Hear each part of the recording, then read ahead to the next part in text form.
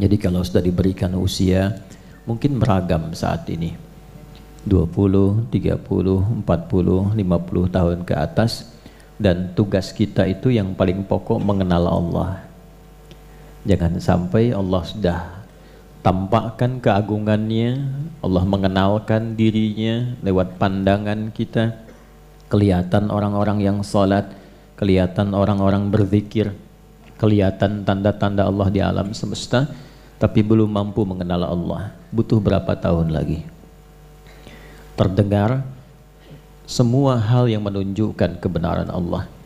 Buka YouTube kok dengar tausiah, jalan tiba-tiba mendengar orang ngaji, pulang kerja kok dengar azan. Kalau sudah masuk lewat pendengaran, sudah puluhan tahun belum kenal juga Allah. Butuh berapa tahun lagi telinga ini difungsikan dan kelak akan dihisab. Termasuk juga kita diberikan oleh Allah anugerah akal untuk mencerna. Kita bisa mencerna dengan akal kita yang sehat seperti apa sifat-sifat Tuhan yang hak itu. Bagaimana yang harus bisa dipertuhankan itu. Seperti apa sifatnya, seperti apa keagungannya. Diberikan akal yang sehat, pendengaran yang sehat, pandangan juga yang kuat, sudah puluhan tahun tapi belum mampu mengenal Allah. Nah, itu semua sumber pengetahuan satu saat akan dihisab. Quran surah ke-17 Al-Isra di ayat ke-36. Wala taqfu ma laysa laka bihi ilm innas sam'a wal basara wal fuada kullu ulaika kana anhu mas'ula. Jangan cepat bertindak pada sesuatu yang belum jelas dasar pengetahuannya.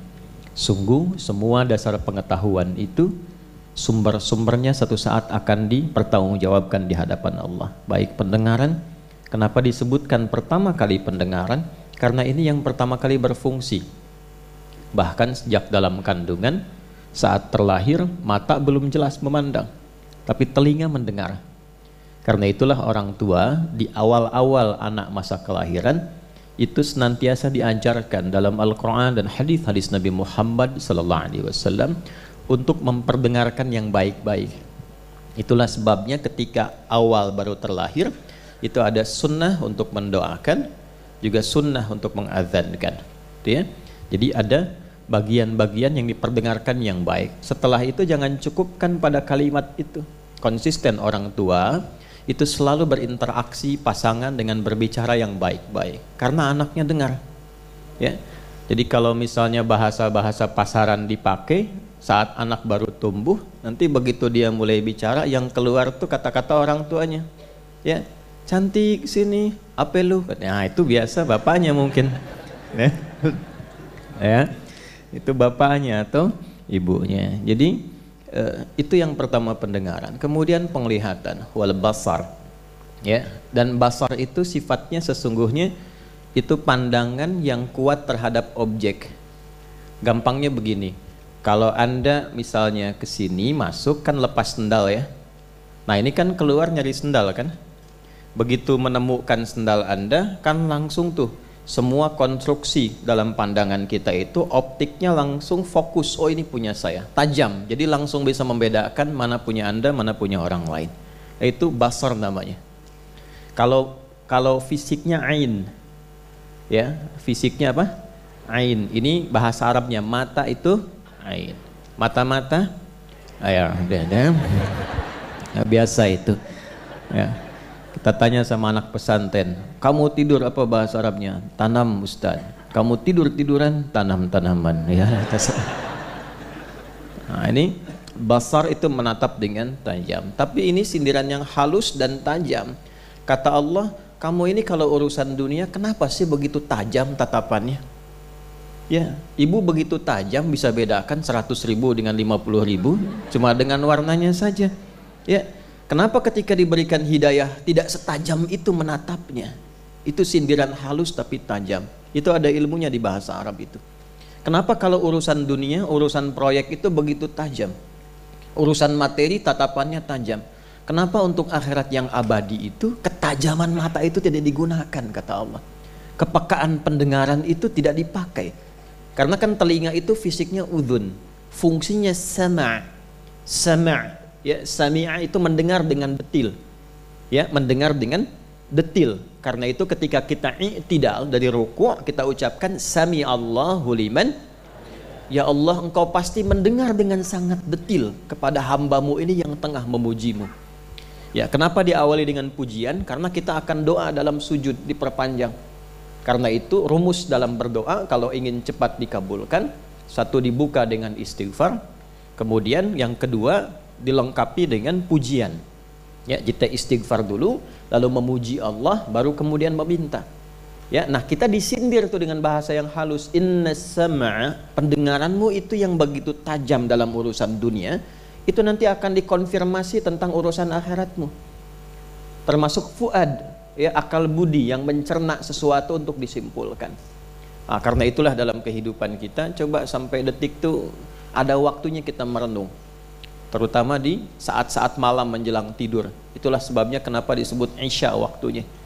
Jadi kalau harakatnya fathah di atas, Asya, itu masih sibuk mencari ma'isyah. Tapi kalau turun jadi kasrah, kasrah itu kasrah, hancur, pecah, habis, selesai. Maksudnya sesibuk-sibuk kita, sepandai-pandai dan secepat-cepatnya bergerak, pada akhirnya akan selesai, akan terpejam. Nah, diberikanlah kita itu pelajaran setiap malam untuk terpejam, supaya merasakan kalau besok-besok terpejam untuk selamanya dan tidak bangun kembali. Bekal apa yang dibawa? Karena begini kata Al-Imam Al-Ghazali itu, orang itu kalau dia mimpi, itu bekal mimpinya dibawa dalam keadaan sebelum tidurnya. Jadi apa yang Anda rasakan saat tidur, itulah yang dibawa ketika Anda bangun sebelumnya. Ya. Makanya kan ada yang saat tidur senyum, ya kan? Ada yang saat tidur misalnya kan ya membahas apa, dia bicara sendiri, itu terbawa memori sebelum tidur. Nah, apa yang Anda rasakan pasca tidur, itulah yang dibawa setelah Anda tidur. Karena itu saat bangun itu pertama kali yang difikirkan kan hasil mimpi kan? Ya, bukan kredit motor yang kemarin belum lunas kan? Ya. Yang saat tidur begitu bangun itu merespon keadaan saat tidur. Karena itulah kemudian untuk menetralisir itu kita berdoa. Itu mahal sekali ilmunya, mahal. Nah, sama persis itu kan miniatur kehidupan yang kita bawa ke akhirat. Apa yang dibawa ke alam kubur itu hasil pekerjaan kita sekarang saat hidup di dunia, sebelum tidur di alam kubur. Itu maksudnya. Jadi kalau kita siapkan sekarang, kuburannya nyaman. Kalau kita dedikasikan semua aktivitas karena hasil mengenal Allah Subhanahu wa Ta'ala, itu diberikan kehidupan yang sangat megah di alam kubur. Itu jelas sekali di Quran surah ketiga Ali Imran di ayat ke-169 sampai 171. ولا تحسبن الذين قتلوا في سبيل الله أمواتا بل أحياء عند ربهم يرزقون فرحين بما آتاهم الله من فضله ويستبشرون بالذين لم يلحقوا بهم من خلفهم ألا خوف عليهم ولا هم يحزنون. Paham? Tidak. Nah, jangan Anda duga orang-orang yang saat hidupnya mendedikasikan aktivitasnya itu karena Allah. Ya, dia tetap seperti orang di dunia pada umumnya. Dia kerja, kalau guru dia mengajar, kalau petani dia bertani, ada yang berkebun, ada yang kerja kantoran, ada yang di birokrat, diplomasi, berdagang, berbisnis, macam-macam. Cuma bedanya apa? Dia lakukan semua itu karena Allah, karena dia kenal Allah. Ya, karena dia kenal Allah. Dia mau minum nih, kan semua orang juga minum. Ya kan? Untuk menjaga bagian dari kekuatan hidupnya. Dia minum, yang lain juga minum. Cuma karena dia kenal Allah, dia meminum minuman yang Allah ridai. Dia tidak menyentuh minuman yang Allah larang, karena kenal. Jadi nggak semua diminum. Dan dia pun ketika akan minum, dia berusaha untuk mendapatkan ridha Allah. Karena itu dia sebutkan Bismillahirrahmanirrahim. Ya, ba-nya di situ sababiyah. Saya minum ini karena Allah. Kalau Allah nggak perintahkan, saya nggak minum. Gitu. Ya, kalau Allah nggak perintahkan saya tidak minum. Kalau Allah larang nggak akan saya minum. Kalau di depan minuman saya yang dilarang oleh Allah nggak akan saya minum. Makanya itu kalimat fitrah. Nggak ada orang minum bir pakai Bismillah. Bismillah, dosanya hilang dikit lah. Nggak ada. Itu fitrahnya menolak. Fitrahnya nolak. Nah, ba itu kan fungsinya 14, ya kan? Di dalam bahasa Arab itu. Jadi antara fungsinya sababiyah, sebab, ghayah, tujuan. Saya minum ini karena Allah. Nah, minuman itulah yang ketika dikonsumsi langsung turun ridha Allah di dalamnya. berikan ia ya pulsa pahala, ajrun, tuliskan hasanahnya, perbuatan baiknya, lalu jadikan minumannya itu berkah untuk aktivitasnya. Ya, jadi kalau Anda minum lillah karena Allah, itu ada berkah di dalamnya. Berkah itu maksudnya energi yang mendorong kita pada kebaikan. Ya, karena orang makan minum itu kan menghasilkan energi kan, diolah jadi energi. Tapi tidak semua makanan itu jadi energi positif. Ya, koruptor minum juga, makan juga, pencuri makan, penipu minum. Kok bisa dia makan dan minum, tapi energinya digunakan untuk menipu? Ya kan? Nah, kalau Anda menginginkan energi itu positif dan baik, maka sebutlah nama Allah dalam setiap makanan dan minuman yang kita konsumsi. Itu gambarannya. Hidup itu pilihan, silahkan memilih yang mungkin bisa kita pilih. Pada akhirnya kita akan kembali kepada yang menciptakan kita.